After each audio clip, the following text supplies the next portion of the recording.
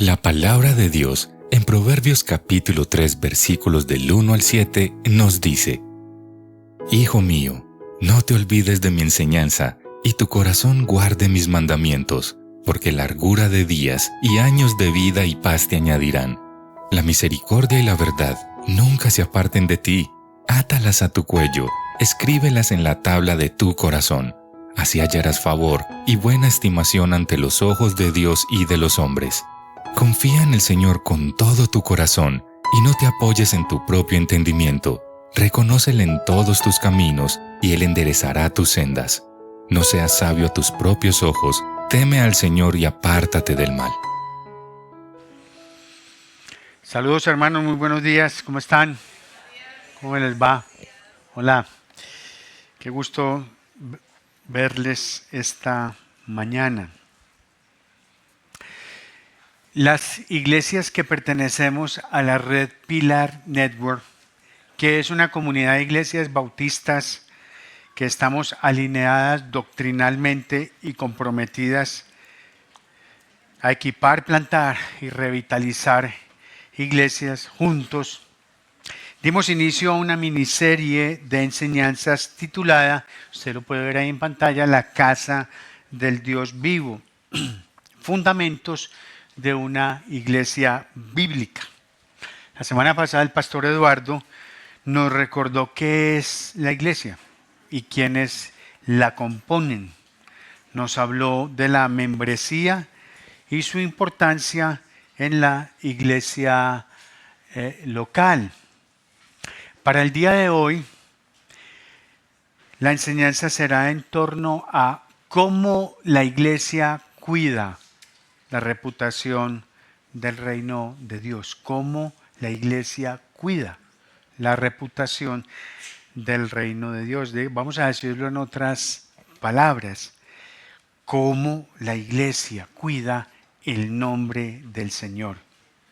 Y ese es precisamente el título de este mensaje, y voy a pedirle que por favor nos acompañen al libro de Mateo, como lo indica la pantalla, capítulo 18. Vamos a estar en los versículos del 15 al 20. Cuando llegue me hace una señita. ¡Qué velocidad, por Dios! Todos están así. ¡Qué barbaridad! ¡Qué conexión! Muy bien. Mateo 18, capítulos del 15 al 20. ¿Estamos listos, hermanos? Muy bien. Vamos a leer la palabra del Señor. Dice, si tu hermano peca, ve y repréndelo a solas. Si te escucha, has ganado a tu hermano. Pero si no te escucha, lleva contigo a uno o a dos más, para que toda palabra sea confirmada por boca de 2 o 3 testigos. Y si rehúsa escucharlos, ¿qué dice? Dilo a la iglesia. Y si también rehúsa escuchar a la iglesia, sea para ti como el gentil y el recaudador de impuestos. En verdad les digo que todo lo que ustedes aten en la tierra será atado en el cielo, y todo lo que desaten en la tierra será desatado en el cielo. Además les digo que si 2 de ustedes se ponen de acuerdo sobre cualquier cosa que pidan aquí en la tierra, les será hecho por mi Padre que está en los cielos. Porque donde están 2 o 3 reunidos en mi nombre, allí estoy yo en medio de ellos. Señor, queremos darte gracias, Padre, por la provisión de tu palabra, Señor, que has preparado para nosotros. Señor, rogamos para que tu Santo Espíritu nos dé el entendimiento necesario, Señor. Parece ser un texto fácil, Señor, pero también es un texto con el cual, Señor, muchos tenemos entendimientos muy diferentes, muy distintos. Señor, ayúdanos a encontrar el sentido y el propósito por el cual lo has establecido para tu iglesia, Señor. Si es necesario, ayúdale a mis hermanos y hermanas a tener unos mejores entendimientos de esta palabra, Señor. Sí, eso te rogamos, Señor. Y una vez más pedirte, Padre, que al predicador que usas en esta ocasión, a ese vaso frágil, Señor, le ayudes y le asistas, Señor.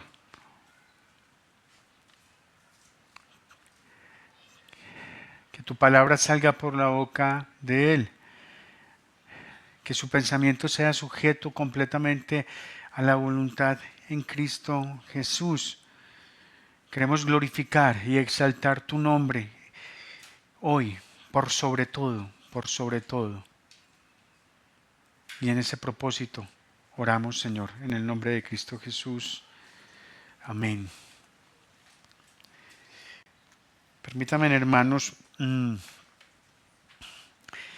hacer una especie como de preludio, ¿no? Es que dicen en la música, ¿no?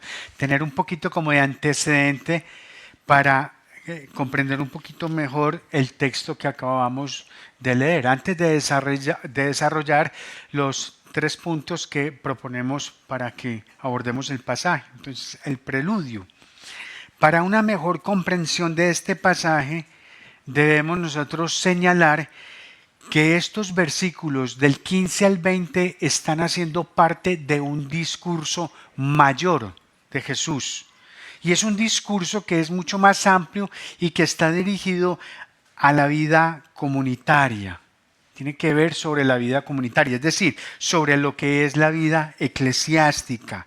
Y es un discurso que es motivado precisamente por una pregunta de los discípulos. Capítulo 18, siguen con la Biblia ahí, qué bien. Capítulo 18, versículo 1.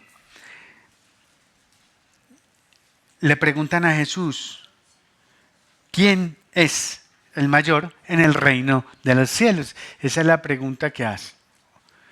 Estamos haciendo entonces aquí, para ser pedagógicos, el contexto anterior al pasaje. El pasaje está en los versículos del 15 al 20, estamos mirando un poquito para atrás, para entender un poco cómo esto se conecta y cómo se relaciona. Entonces dice, a partir de esa pregunta, Jesús establece la actitud de amor que debe motivar la disciplina de iglesia. Y comienza el Señor entonces por enseñar al poner un niño en medio de ellos. Eso es lo que hace el versículo del 1 al 4. Pone un niño en medio de ellos y con ellos ahí, con ese niño en medio, Jesús lo que hace es decirles que la grandeza en el reino se mide precisamente por la humildad, porque ya sabes que es un niño.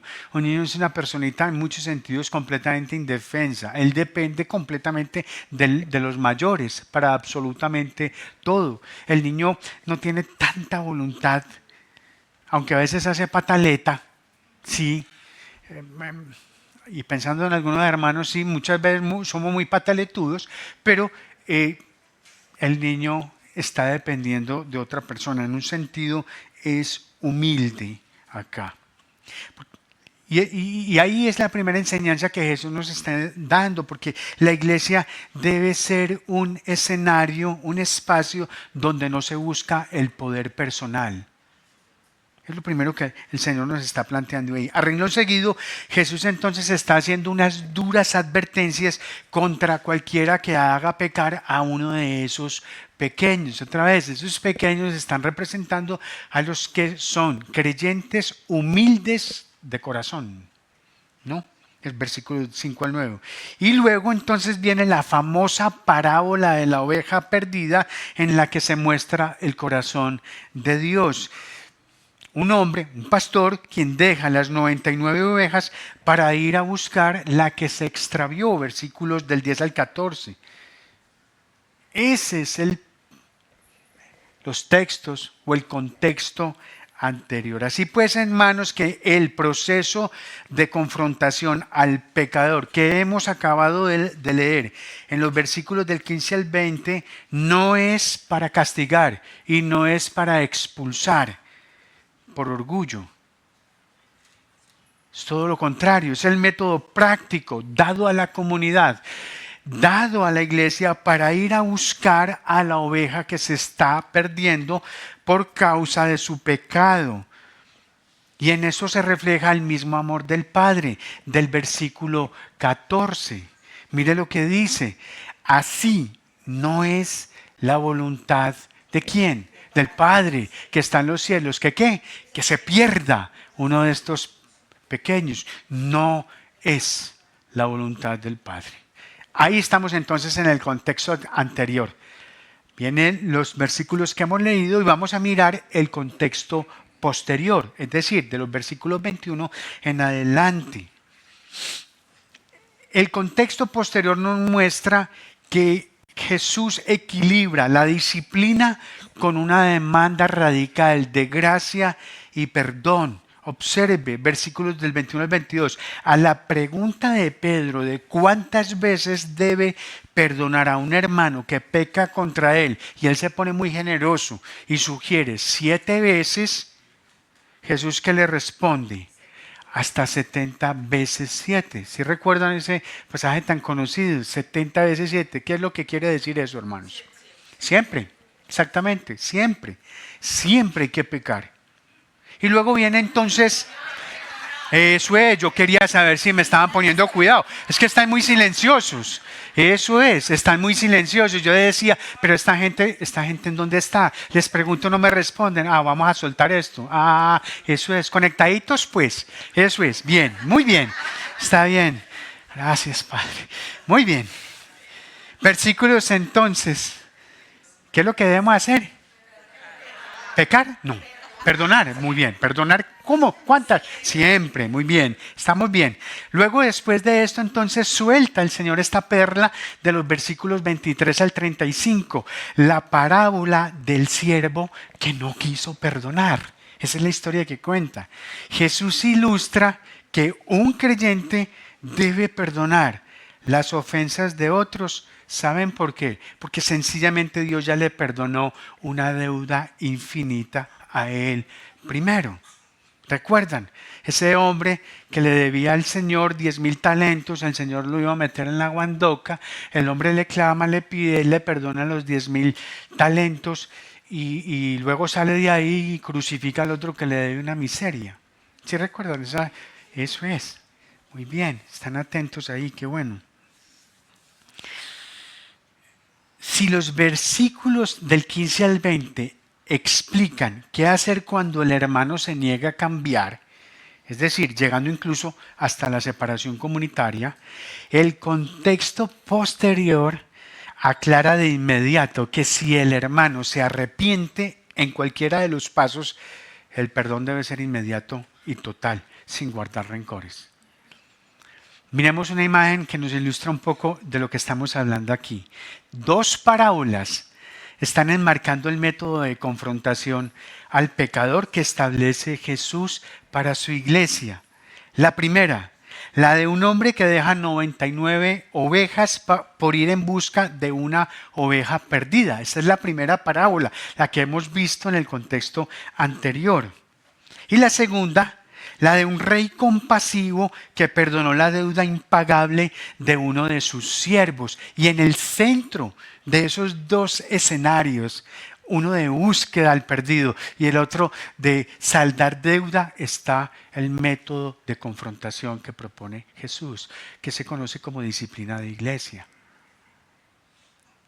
¿Me están siguiendo ahí, hermanos? Y aquí hay algo, hermanos, que debe quedar muy claro para todos nosotros, la iglesia del Señor. El método que describe el propio Jesús en los versículos que hemos leído, del 15 al 20, y que debe ser usado por la iglesia para confrontar al que peca, tiene como principio la restauración y no la sanción. es restaurativo y no punitivo. Es decir, no busca el castigo, no busca sancionar. No es un código penal o legal para juzgar. No, hermanos, es todo lo contrario. Es un manual de rescate. Es un manual de rescate. ¿Estamos?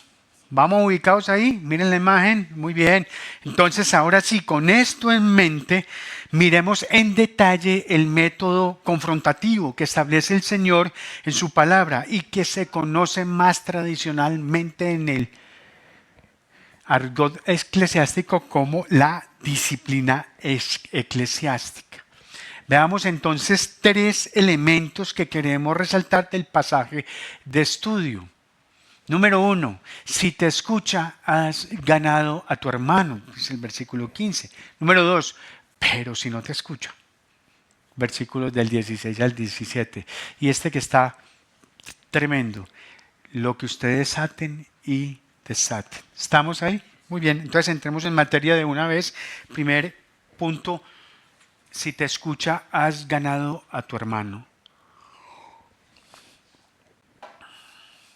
Jesús acaba de contar la historia de un pastor que dejaba 99 ovejas en el monte y que ha ido a buscar una oveja que se ha descarriado. Y termina esa historia de la oveja con una afirmación contundente. No es la voluntad del Padre que está en los cielos que se pierda uno de estos pequeñitos, versículo 14. Y luego entonces nos dice a cada uno de nosotros, si tu hermano peca, ve y repréndele. Y si te oye, lo ganaste. Es decir, tu hermano es esa oveja perdida y tú eres el instrumento en las manos del buen pastor para ir a donde ese hermano, exhortarle y traerlo de nuevo al rebaño. Pero eso lo debes hacer a solas con él. Es lo que el Señor está diciendo allí. Así entonces que el propósito de la confrontación no es ir donde el hermano a cantarle la tabla. No, ese no es el propósito. Tampoco es el propósito ridiculizarlo en público, ni tampoco vengarte de él. No, el propósito de acercarse al hermano es restaurarle, es ganarle para la causa de Cristo, es recuperarlo, es evitar que esta persona se aleje y se enfríe. Y si tu propósito, querido hermana y hermana, de acercarte a esa persona no es el de restaurarle, no vayas. No vayas. ¿Sabes por qué? Porque si lo haces, entonces tu exhortación será muchísimo más penosa que la falta que él cometió.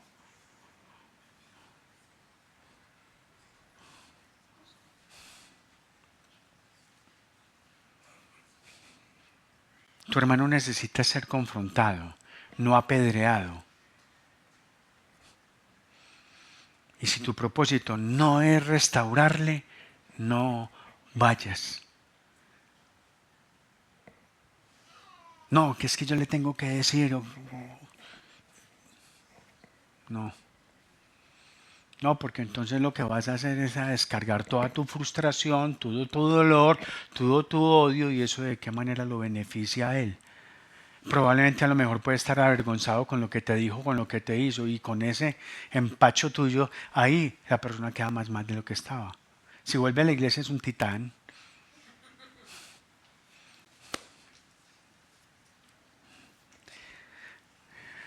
No vayas, hermano. En ese caso, entonces, más bien pide ayuda a alguien más. Dile a alguien más, mira, me pasó esto, ayúdame con esta situación. Ahora, ¿cómo es que entonces nosotros debemos exhortar? Y veamos lo que dice Gálatas 6:1. Hermanos, aun si alguien es sorprendido en alguna falta, ¿qué? ¿Ustedes qué son qué? Eso es. Aquí como que no hay sino 3 espirituales. ¿Tengo que volver a hablar de pecar y eso como para que respondan o qué? ¿Ustedes qué son qué? Eso es. Restáurenlo en un espíritu de mansedumbre, mirándote a ti mismo, no sea que tú también seas tentado. Pregunta, ¿quién debe restaurar al hermano? ¿Quién? Claro, ustedes. ¿Qué son qué? Eso es, hay más, ya se está sumando más gente a esta ola. Qué bien, espirituales. Todos los cristianos somos espirituales. Es muy probable que se vean evidencias de esa espiritualidad más en unas personas que en otros, sí.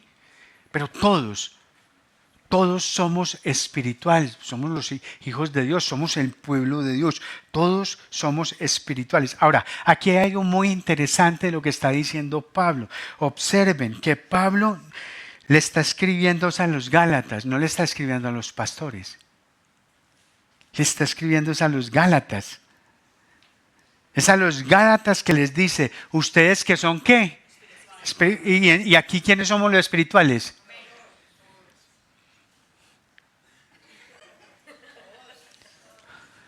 Muy bien. Yo sé que ustedes son congregacionalistas y siempre eligen una persona en representación de todo el grupo para que habla. Los conozco. Ustedes son espirituales. ¿Quién mejor que la iglesia y un creyente para ir al hermano a restaurarlo y traerlo de nuevo a la grey del Señor? Ahora, el texto no solamente nos dice quién restaura, también nos dice cómo se restaura. ¿Cómo se restaura? Adriana está en representación de toda la iglesia, ¿cierto? Ok. ¿Todos dicen amén a eso? ¿Quién secunda la propuesta de Adriana? Amén. Perfecto. Se vota. Secundada la propuesta de Adriana. Vamos bien. Hasta ahora, Eduardo, esto es una iglesia formidable. ¿Han entendido esto bien del congregacionalismo? Con espíritu de mansedumbre, así es, sin soberbia, sin orgullo, sin altivez y teniendo algo muy claro y en mente. Es que debes exhortar a ese hermano y a esa hermana pensando que tú podrías haber caído en lo mismo. Y aquí es donde yo te hago una pregunta, amada iglesia. No tienes que responderla, por lo menos hazte esta pregunta para ti mismo. ¿Tú cuando haces esto vas con esa actitud? Si vas así, con eso en mente. Porque claro, por la gracia de Dios tú no estás ahí, pero podrías estar en esa misma falla o en ese mismo pecado. No obstante, Dios te ha puesto la carga de ir a exhortar y de restaurar al hermano. Entonces, ¿cuál es tu actitud cuando te acercas a él o cuando te acercas a ella? ¿Cuál es, hermanos? ¿Cuál? ¿Vas con humildad? ¿Vas de entrada reconociendo que ni tú ni yo somos ni superiores o inferiores a ese hermano? Porque la verdad es que los dos somos necesitados de la gracia del Señor. Porque hermanos, si hay algo muy claro que nos está enseñando este método de Jesús en estos versículos del 15 al 20, es que la restauración del que peca es el fin primario de la disciplina eclesiástica. Déjame le repito eso nuevamente, la restauración del que peca es el fin primario de la disciplina eclesiástica. ¿Estamos ahí? Ok. Es curioso que el verbo restaurar en el griego, usted puede ver ahí en pantalla, catartizo. Normalmente se utiliza en el Nuevo Testamento para describir la acción de remendar redes de pesca rotas, generalmente. Y es muy común que una red se rompa, sobre todo si hay mucha pesca. Y realmente uno de los trabajos más laboriosos de los pescadores después de escoger el pescado es ponerse a coser las redes para la pesca del día siguiente. ¿Sabes? Las redes siempre se rompen. Por muy organizaditas y fuertes que sean hoy, si la pesca fue exigente, fue demandante, muy probablemente el día de mañana te toque nuevamente estar reparando y remendando la red. Siempre es así. Siempre es así. Ahora, ¿para qué lo hacen? Obviamente para que la red entonces vuelva a su estado funcional y pueda ser útil de nuevo. Y saben, algo muy similar sucede cuando hacemos volver a un hermano de su error. cuando vamos a exhortarlo, cuando vamos a recuperarlo. Es decir, como que lo cosiéramos, ¿sí? Lo restauramos, lo hacemos de nuevo útil para la obra del Señor, lo recuperamos para la obra de Cristo.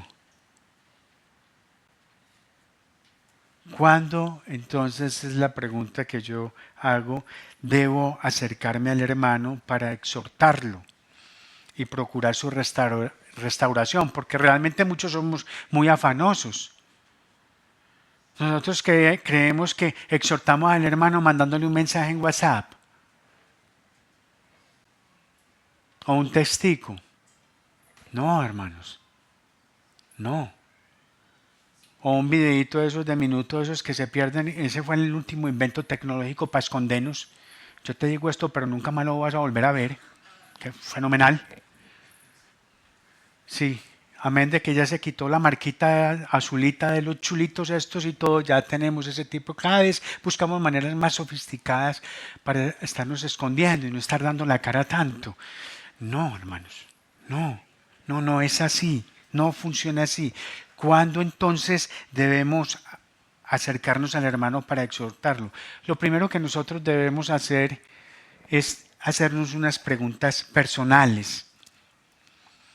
En primer lugar, ¿puedo cubrir esa falta o pecado con amor? ¿Puedo cubrirla? Pues no todas las faltas ameritan procesos disciplinarios, porque si fuera así, pues todos somos pecadores y todos nos estamos ofendiendo diariamente, entonces viviríamos en una sola disciplina. No, hermanos. ¿Puedo cubrir esa falta o pecado con amor? Porque si la puedo cubrir con amor, cubierta está, no hay más que hablar. Está perdonada. Ahora, si no puedo cubrirla con amor y esa falta o pecado está produciendo malos sentimientos en mí, voy a ir entonces a hablar con ese hermano y con esa hermana. Y la siguiente pregunta entonces que yo me debo hacer es, ¿lo que ha sucedido es una deshonra para el nombre del Señor? ¿Es un insulto para la obra o para su nombre? Porque si es así, entonces yo debo ir a corregir a ese hermano o a esa hermana. Porque si no lo hago, está en juego la credibilidad de la palabra del Señor. Y cuando voy y hago eso, entonces lo hago por amor al nombre de Cristo.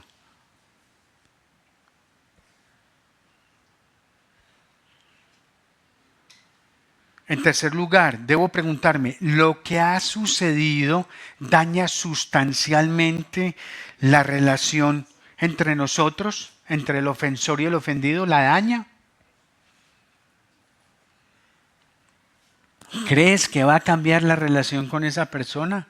Entonces, debes ir con tu hermano y exhortarlo porque te preocupa esa relación. Ahora, si no vas y lo exhortas, está clarísimo que lo que estás diciendo es que no te preocupa. Y punto, no te importa. Pero si vas donde él o ella con el propósito de confrontar y restaurar, quiere decir que esa relación te interesa, que la estás valorando y que estás demostrando al ir donde esa persona que la amas y que te interesa su bienestar. Si ve que la cosa se pone un poquito más peliagudita al hacernos estas preguntas, si nosotros somos ligeros mandando mensajes hagámonos estas preguntas primero realmente, si lo que queremos hacer es un proceso correcto a la manera de Dios, a la manera de Jesús. En cuarto lugar, lo que ha sucedido entre nosotros perjudica a otros. Porque si perjudica a otros, debo ir donde Él. No puedo quedarme en mi comodidad si puede haber un perjuicio en la vida de otros.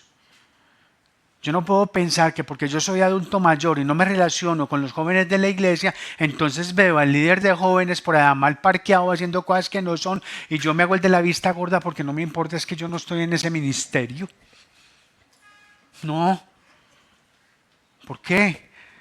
O sea,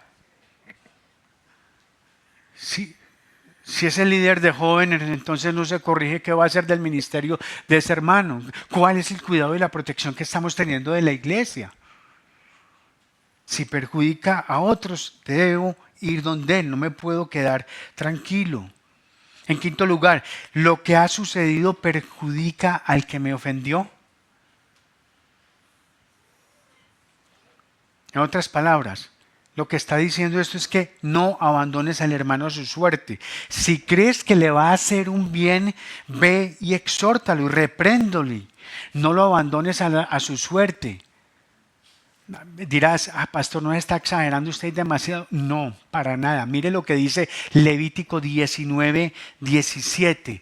Dice, no odiarás a tu compatriota en tu corazón, ciertamente. Podrás reprender a tu prójimo, pero no incurrirás en pecado a causa de él. Es curioso que diga, podrás reprender a tu prójimo, pero no incurrirás en pecado a causa de él. Si lo dejas en su pecado, el Señor dice que te haces partícipe de su pecado, participas con él. Ahí estás, te has dado cuenta que el hermano está robando y te quedas callado. ¿En qué te convierte eso? En cómplice. Participas con él en ese pecado.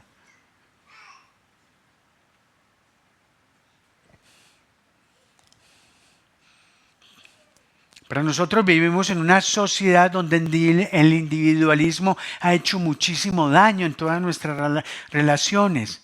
Entonces se lleva patrones de la sociedad a la iglesia.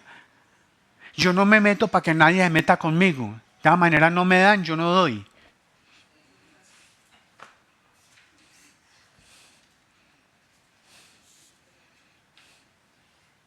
Pastor, yo sí me di cuenta de eso, pero la verdad es que yo no quiero tener problemas con nadie. Entonces pero hermana, ese hermano ha seducido aquí a 4 mujeres, hombre. ¿Y por qué no? Y si sabías, si tú habías sido la quinta, ¿por qué nunca nos dijiste?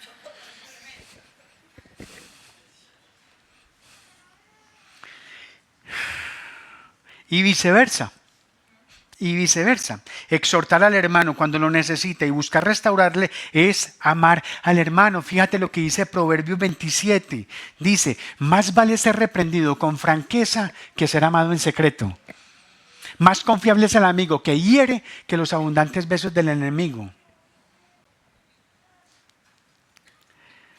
Y Santiago 5:19 nos dice, hermanos míos, si alguien de entre ustedes se extravía de la verdad, ojo a esto, y alguien le hace volver, es decir, aquel que exhorta, aquel que busca restauración, sepa que el que hace volver a un pecador del error de su camino, salvará su alma de muerte y cubrirá multitud de pecados. Es hasta un gran negocio ir por el hermano, según este texto. La Escritura me está diciendo que cuando voy a exhortar a mi hermano o a mi hermana, cuando voy a confrontarlo, lo debo hacer porque sé que es para su beneficio espiritual y aunque sea para mí muy incómodo hacerlo, lo hago porque es beneficioso para su salud espiritual. Y en sexto lugar, para que lo consideres con mucha seriedad y responsabilidad, debes reflexionar sobre las intenciones de tu corazón antes de confrontar a alguien. Reflexiona muy bien las motivaciones que tienes en tu corazón para hacerlo. Ken Sande, en su libro El Pacificador, dice algo formidable que tienen ahí en pantalla. Cualquiera que esté ansioso por ir a mostrar a un hermano su pecado probablemente está descalificado para hacer eso. Tal ansiedad es a menudo un signo de orgullo e inmadurez espiritual que los incapacita para ministrar efectivamente a otros. Los que mejor encaran a quien peca abiertamente son por lo general aquellos que preferirían no tener que hablar a otros acerca de su pasado, pero quienes están de su pecado, otra vez, bien, es que me preocupan, es mucho silencio, muchachos, mucho silencio. Aquellos que preferirían no tener que hablar a otros acerca de su pecado, pero quienes están constreñidos a hacerlo así en obediencia a Dios y en amor por otros. Aquel que se sienta cómodo con la confrontación es probablemente el que no ha de confrontar. Si aquella persona que le encanta es ir a confrontar, pastor, yo tengo el ministerio de la restauración. No mandes hermano allá. No, no, no, no. Él no tiene ningún ministerio. Él tiene el ministerio del bochinche. No lo envíe allá, hermano. La confrontación bíblica que nos demanda el Señor nunca debe buscar ganar una discusión o hacer sentir mal al otro. Debe nacer únicamente del amor y del deseo de restaurar a aquella persona que ha cometido la falta. Ese es el principio rector de la disciplina eclesiástica y que se origina en un diálogo privado que es a solas con el que peca. ¿Estamos ahí? Bien. No obstante, debemos reconocer que eventualmente puede darse el caso de un hermano o de una hermana que no quiere escuchar, no quiere recapacitar, que no atiende, que no cambia y que hace entonces necesario involucrar a más personas. Y entonces ahí entramos al segundo punto del mensaje. Pero si no te escucha. Fíjate lo que dice el texto. Pero si no te escucha, lleva contigo a uno o a dos más, para que toda palabra sea confirmada por boca de dos o tres testigos. Observe, 2 o 3 testigos, uno o dos más, no 40, ni 30, no. Vamos a citar a toda la familia, no. 2 o 3 testigos. Y si rehúsa escucharlos, ¿qué dice? Dilo a la iglesia. Y si también rehúsa escuchar a la iglesia, sea para ti como gentil y recaudador de impuestos. La presencia de los testigos claramente indica que no se trata de condenar al hermano ofensor, no. Se trata exactamente de todo lo contrario, de darle una nueva oportunidad para que rectifique su posición y esta persona pueda ser restaurada. Es como un gran estímulo para que el hermano corrija su actitud antes de tiempo. Y otra vez, hermanos, queremos insistir mucho en esto. Queremos afirmar con claridad que los testigos no van allí como un pelotón de fusilamiento para presionar. No, no. Es posible que el hermano no haya escuchado a una sola persona, pero es posible que a 2 o 3 personas los pueda escuchar. Y si los escucha, entonces nosotros hemos ganado a ese hermano. Pero también la presencia de esos testigos tiene un doble rol. Ofrecer en primera instancia una perspectiva objetiva y amorosa para ayudar al hermano a ver esa ceguera espiritual que tiene. Pero en segundo lugar también pueden ayudar a arbitrar en medio de la situación. Si es una situación en la que parece que no haya puntos de encuentro, esos hermanos pueden ayudar a arbitrar. O en caso de una obstinada rebeldía, de una terquedad absoluta del ofensor, entonces ellos serán testigos de la falta de arrepentimiento de esta persona. Ahora, la razón que sustenta este nuevo intento está amparada en Deuteronomio 19:15. Observe lo que dice: no se levantará un solo testigo contra un hombre por cualquier iniquidad o por cualquier pecado que haya cometido. Claramente dice, el caso será confirmado por el testimonio de 2 o 3 testigos. Podrán objetar algunos dirán, venga, pero es que esto que tiene que ver con la iglesia, si nosotros ya no estamos bajo la ley. Sin embargo, hay requisitos de la ley que son trasladados a la iglesia por Cristo mismo o por uno de sus apóstoles. En este caso, Pablo es el que establece el mismo sistema para actuar con un creyente que ha pecado. Miren lo que dice en 2 Corintios capítulo 13, versículo 1. Esta es la tercera vez que voy a visitarlos. Por el testimonio de 2 o 3 testigos se juzgarán ¿qué? Todos los asuntos. Todos los asuntos. Ahora, algo importante aquí con relación a los testigos. Hermanos, lo ideal es que sean miembros de la iglesia local, que tengan madurez espiritual y que gocen de un cierto grado de respetabilidad en la congregación. Mucho mejor si son personas que sirven en alguno de los ministerios de la iglesia, de preferencia que sean diáconos o diaconisas, sería lo ideal. ¿Por qué? Porque es que esto es algo muy serio, hermanos. Esto es muy serio. Esto no puede ser a la ligera. Y ya vamos a ver a continuación por qué. Y al igual entonces, hermanos, que la exhortación que se hace privada y a solas, si el ofensor con la presencia de estos testigos reacciona, rectifica, se arrepiente, confiesa su pecado y se aparta, el problema queda totalmente resuelto. Y la falta sigue quedando en el conocimiento de muy pocas personas, con lo que la restauración para esa persona se hace más fácil que si estuviese el asunto en el conocimiento general de la iglesia. Pero de otro lado, si el hermano o la hermana continúa en una actitud impenitente, se hace necesaria entonces la confrontación eclesiástica. Ahora, muchos entienden este paso como disciplina de iglesia porque el asunto se ha hecho público. Pero saben, es un error, creo yo, reducirlo de esa manera, porque todo el procedimiento, desde el principio, desde la reprensión a solas con el hermano hasta la presentación de la situación a la iglesia, es disciplinario y procura ser restaurativo aún en esta instancia. Pensaba ahorita un poquito más temprano, inclusive en estos, hay un escenario inclusive que puede ser anterior a ese proceso de confrontar al hermano a solas. ¿Usted sabe qué hace el Espíritu Santo con el creyente? ¿Lo qué? ¿Lo convence?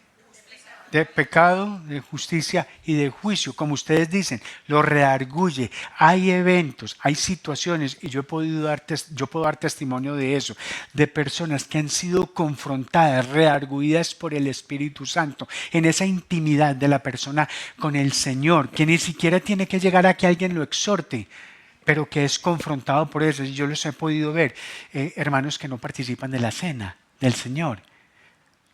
¿No tomaste la cena del Señor? No. ¿Por qué? Estoy en un asunto con el Señor. Eso es disciplinario. Él está en un asunto con el Señor. Le impide su condición, su afectación, participar de la cena del Señor, y él lo entiende así. Muy bien. Seguimos ahí en la línea. ¿Estamos conectaditos?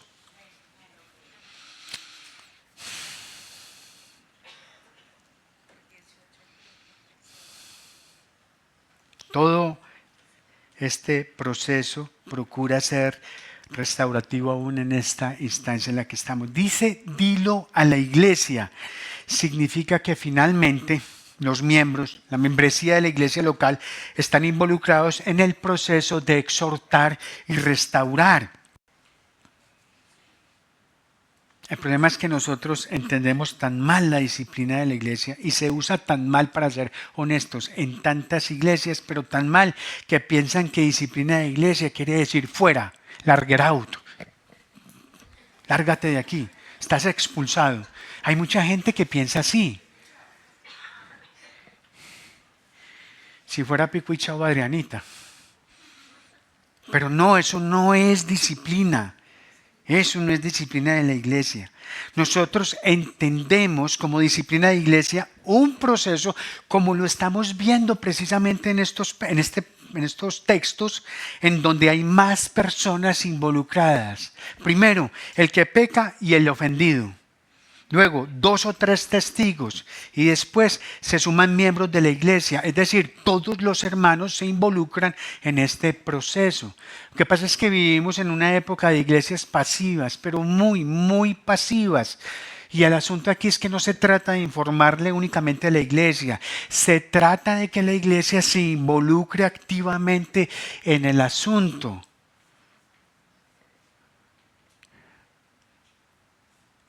Se le informa a la iglesia, hermanos, a partir de hoy todos tenemos la función de corregir y exhortar al hermano peranito que está desviado.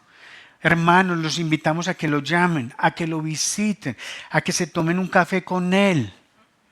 Escríbanle, mándenle un correo, díganle, hermano, arrepiéntete por amor a Dios, arrepiéntete, por favor, ven a hablar con nosotros. Necesitamos conversar contigo, nos interesas tú, tenemos preocupación por tu vida. Atiende, hermano, a los pastores que te están corrigiendo. No es solo informar, es que todos hacemos parte y formamos parte de este mismo proceso. Se le pide a todos los hermanos que participen exhortando a la persona que ha ofendido. Dilo a la iglesia significa que toda la familia espiritual literalmente se acerca a ese hermano con exhortaciones para que aquel hermano piense que no son 2 o 3 ya, sino que son todos los que están llamando la atención, que lo están queriendo corregir y que están procurando que cambie su forma de pensar.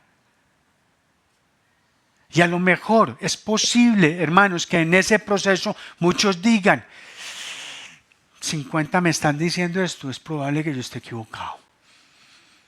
Es probable.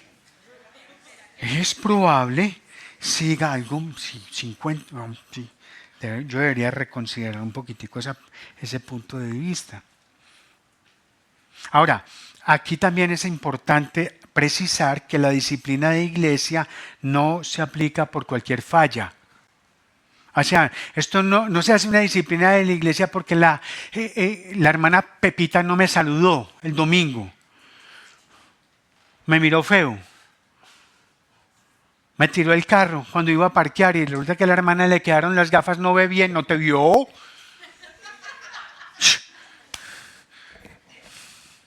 No es por cualquier cosa que se hacen este tipo de procesos, porque realmente todos los cristianos pecamos diariamente, todos nos ofendemos diariamente, entonces viviríamos todos en un proceso de disciplina interminable y no, hermanos, esta medida se toma, es una medida extrema y se reserva para conductas, escúchame bien esto, para conductas que destruyen activamente la fe de la persona, dañan a la comunidad o arruinan el testimonio público de la iglesia. Y lo que les voy a presentar no es exhaustivo, pero digamos que hay un consenso pastoral general en la iglesia que sugiere clasificarlas en las siguientes categorías.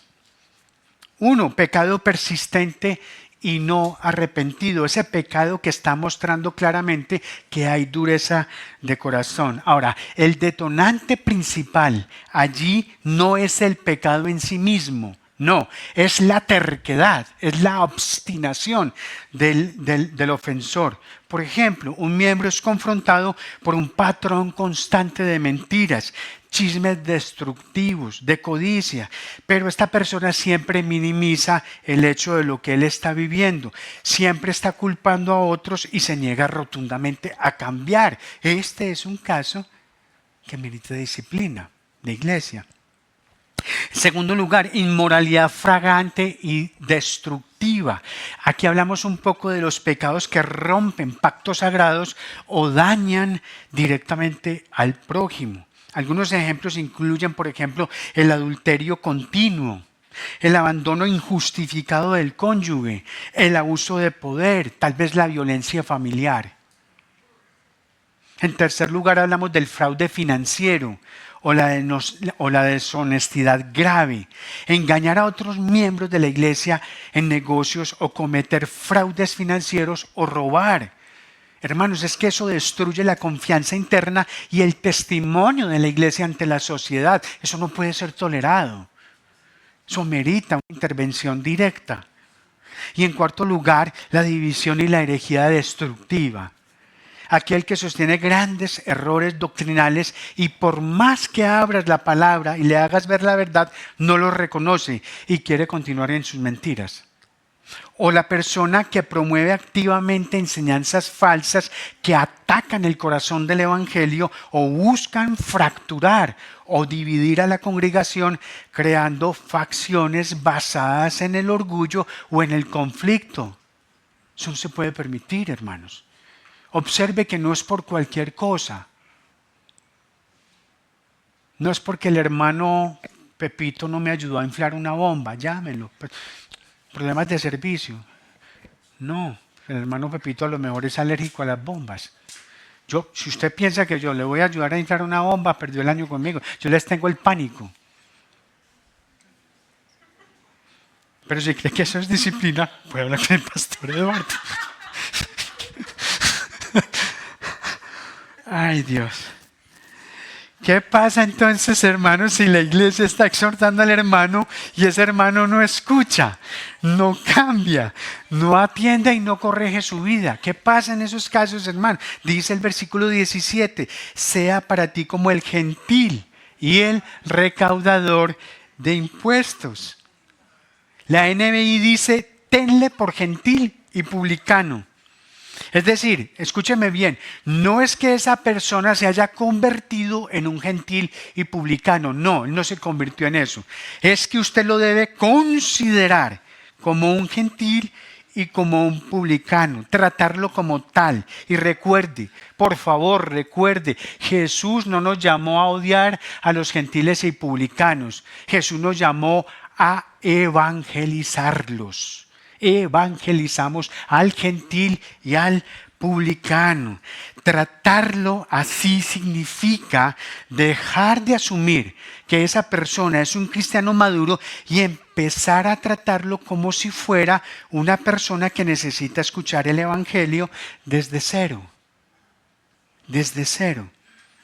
Entonces, hermano, la iglesia reconoce con tristeza su condición actual.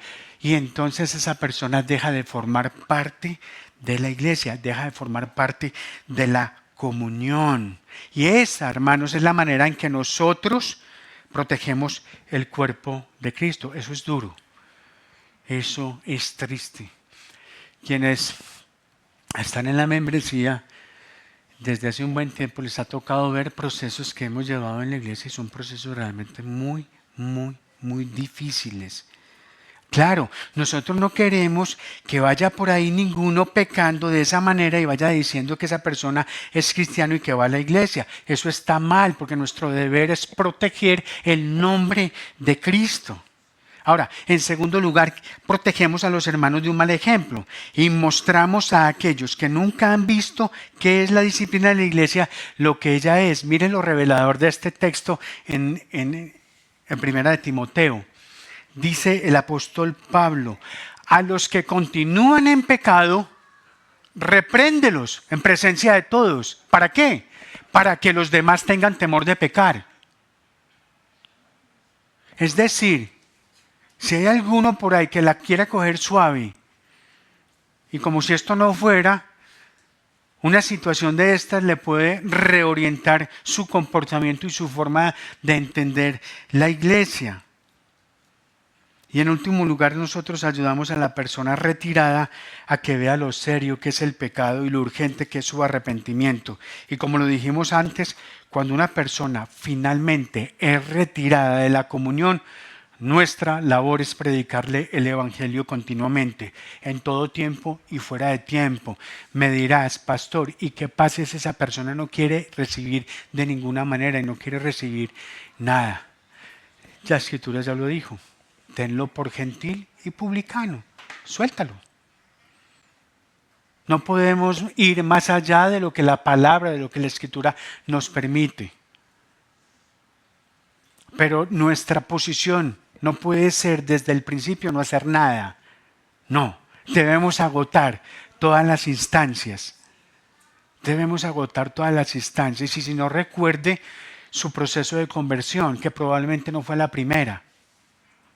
Y que hubo personas allí que a usted le ayudaron. Y así, hermanos, llegamos a nuestro tercer punto. Lo que ustedes aten y desaten.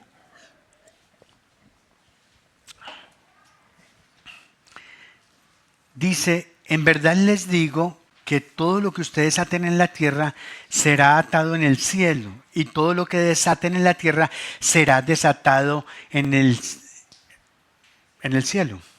Jesús usa la expresión, en verdad les digo para destacar que lo que va a decir a continuación es vital para la iglesia. Es una señal de máxima autoridad y verdad absoluta porque Él mismo es el que está dando esa garantía. En verdad les digo, de cierto les digo, ciertamente, o como en el texto en hebreo dice, amén, que es así sea, quiere decir eso. Él lo que va a decir, Él es el garante de eso. Y aquí queremos precisar algo, hermanos, como iglesia, desde la teología reformada y la práctica pastoral, nosotros entendemos el concepto de atar y desatar como la autoridad espiritual que Dios ha dado a la iglesia para aplicar el evangelio y no como un rito de guerra espiritual mística o expulsión directa de demonios en la oración. Porque el contexto en el que está este texto es un contexto de disciplina eclesiástica. El lenguaje original de estos pasajes indica que la iglesia no obliga a Dios a hacer cosas. Entienda bien eso. La iglesia no obliga a Dios a hacer cosas. Más bien, la iglesia alinea sus decisiones terrenales con lo que ya Dios ha decidido en los cielos. Y esto es muy importante. Porque hay gente atando lo que el Señor tiene desatado. Y viceversa, y todo lo demás.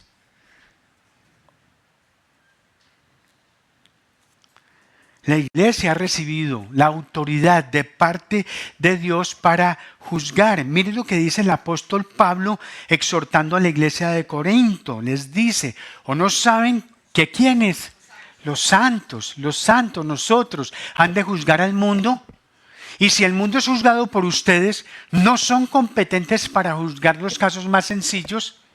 ¿No saben que qué? Que hemos de juzgar a los ángeles.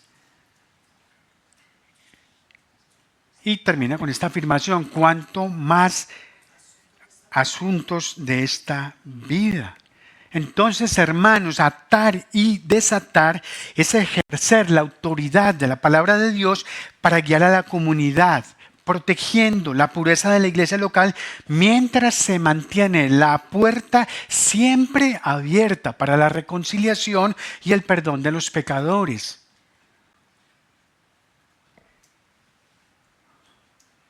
¿Estamos?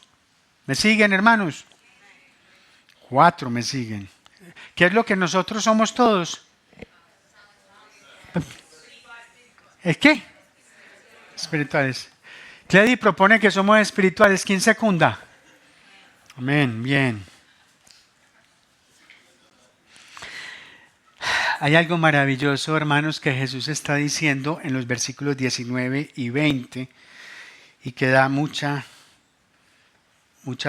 tranquilidad. Leámoslos. Dice, además les digo que si 2 de ustedes se ponen de acuerdo sobre cualquier cosa que pidan aquí en la tierra, les será hecho por mi Padre que está en los cielos.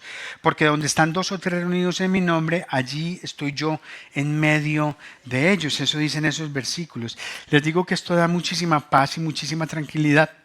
A pesar de lo doloroso y triste de esta situación, es que si la iglesia se une y se pone de acuerdo para poner en disciplina a alguien, para corregirlo, para amonestarlo, dice el Señor que está allí, en medio de ellos. Está diciendo sobre todo al liderazgo de la iglesia, no piensen que ustedes están solos en esto, estoy en medio de ellos, porque saben, hermanos, disciplinar no es un trabajo agradable, corregir es una labor muy difícil, pero el Señor nos está diciendo, quiero que sepan que estoy en medio de ustedes apoyándolos en esta tarea espiritual. Y oído, iglesia, aquí es donde también se equivocan muchos creyentes porque usan estos textos del 19 y el 20 para peticiones personales. Aquí nos reunimos, Señor, estamos reunidos 2 o 3 en tu nombre para pedir una bicicleta para la hermana Marta.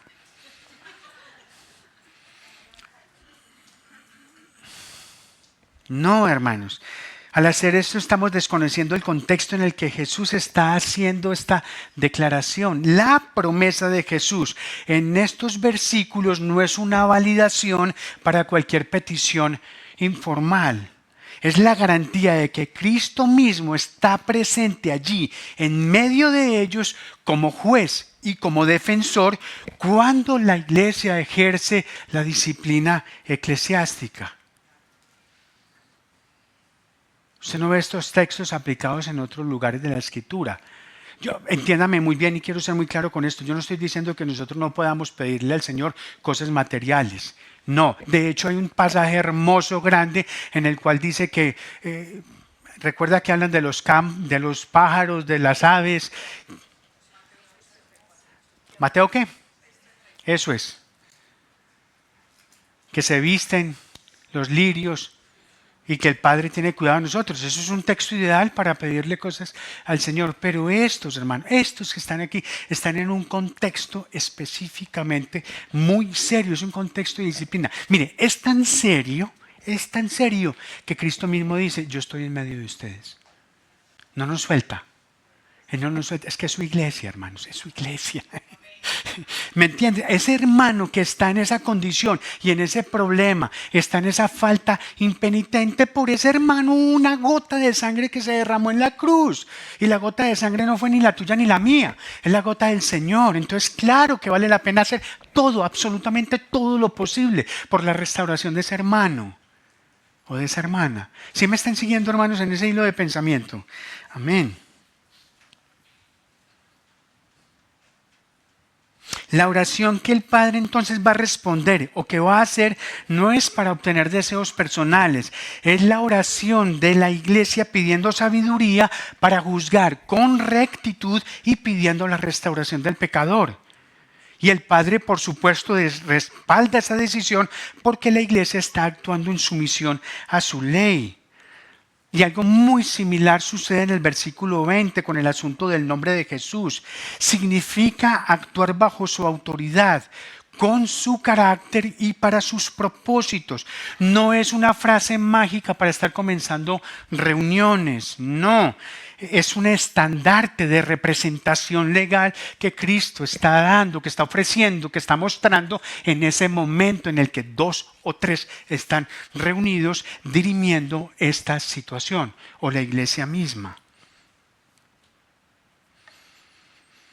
Aplicar la disciplina eclesiástica, como retirar a alguien de la comunión, es una de las tareas más dolorosas y difíciles para una iglesia. Por eso es que Jesús da esta promesa. Observe que Él dice ahí en el texto, cuando 2 o 3 están reunidos en mi nombre. 2 o 3 es el número mínimo de testigos requeridos para un juicio. Se reúnen formalmente para atender un caso de disciplina y Jesús es el miembro invisible pero real que está allí en medio de esa situación. Su presencia en medio de ellos lo que hace realmente es validar el veredicto de la decisión que se está tomando. Si la iglesia desata, es decir, perdona y restaura al arrepentido, Cristo está allí ratificando en medio de ellos el perdón. Pero si la iglesia ata y mantiene el cargo y retira al impenitente, Cristo está allí en medio de ellos ratificando esa separación. Es decir, el Señor asegura que el veredicto de la iglesia en la tierra tenga un eco eterno en los cielos. ¿Sí me puede entender ahí? Mire que eso es supremamente delicado y muy serio, porque tenemos en las iglesias personas que andan en procesos de disciplina y cuando la cosa la ven empinada y bien para arriba dicen yo me voy de aquí, esta iglesia. Pero mira, no, yo me voy de aquí, me voy para otra iglesia y creen que con eso se resolvió todo. No. Si tú estás atado por la iglesia en la que cometiste la falta, tú estás atado en los cielos. Vete para la iglesia a la que tú te quieras ir. Y entre otras cosas, una de las constantes de esas personas es que en la nueva iglesia vuelven y cometen la misma falta. Casi siempre. Sí, se la pasan caminando de iglesia en iglesia cometiendo las mismas faltas. Claro. Es que esto es serio, hermano. Sí pueden ver la seriedad de esto. Esto no es simplemente yo en el centro comercial, yo ato esos zapatos para mí, yo desato esa bendición para mí. No, hermano.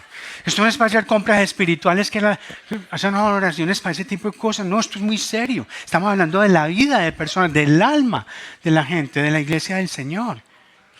Por eso es que yo les decía en la oración, hermano, necesitamos reorientar muchos de los entendimientos que tenemos de la Escritura para ajustarlos a lo que Cristo ha establecido en ella. Mis hermanos, mis hermanas, cuando la iglesia ata y desata con rectitud, mire eso que está en pantalla, cuando la iglesia ata y desata con rectitud, se convierte en las manos y la voz de un Cristo vivo que protege la santidad de su pueblo. Y la disciplina de iglesia no es más que una extensión del señorío de Cristo para proteger la pureza de su cuerpo.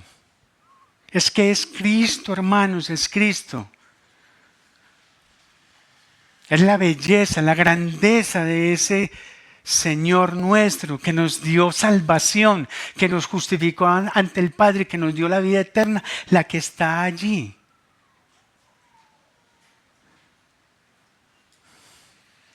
Es la que está allí, hermanos. El señorío de Cristo para proteger la pureza de su iglesia. Es que es su iglesia, la que él mismo amó y dio su vida por ella. Es su novia a la que le fue concedido vestirse de lino fino, resplandeciente y limpio, y será desposada en las bodas del Cordero.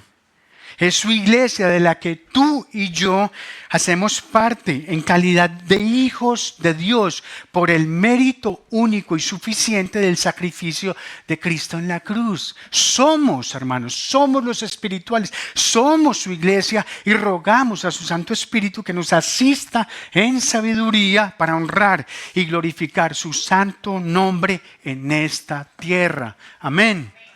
Amén, hermanos. Ay, oremos. Es un buen momento para orar.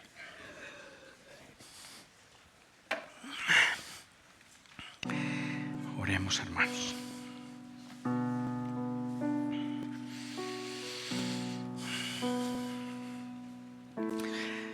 Bendito Dios y Padre Celestial, Señor, te alabamos por tu gracia y tu santidad.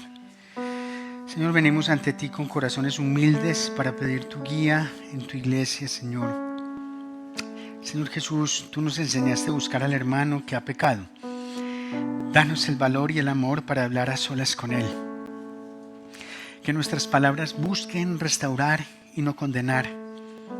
Queremos que el perdón brille en medio de nosotros. Y si es necesario llevar testigos, Señor, danos sabiduría para que todo se haga con verdad y en mansedumbre. Y si debemos llevar el caso ante la asamblea de miembros, Señor, danos gracia, danos gracia, danos gracia, Señor, que tu iglesia refleje siempre tu justicia y tu compasión. Padre, deseamos que tu santidad sea vista por el mundo a través de nuestra conducta limpia. Señor Jesucristo, queremos que tu nombre sea honrado en nuestra obediencia, porque tú eres la cabeza de la iglesia. Y bendito Espíritu Santo de Dios, guíanos a toda verdad. Mantén nuestra comunidad unida en un solo amor. Amado Señor nuestro, gracias por la promesa de estar donde 2 o 3 se reúnen en tu nombre. Confiamos, Señor, en que tú atas y desatas en el cielo lo que hacemos en la tierra bajo tu dirección, y que cada decisión que tomemos traiga paz, pureza y gloria a tu santo nombre. Y oramos a quien se ha dado toda gloria, toda majestad y todo imperio por los siglos de los siglos. Oramos en el nombre de Jesús. Amén. Amén. Bueno, hermanos, mantengamos la reverencia en este momento mientras nos guían en cantos de alabanza y de oración.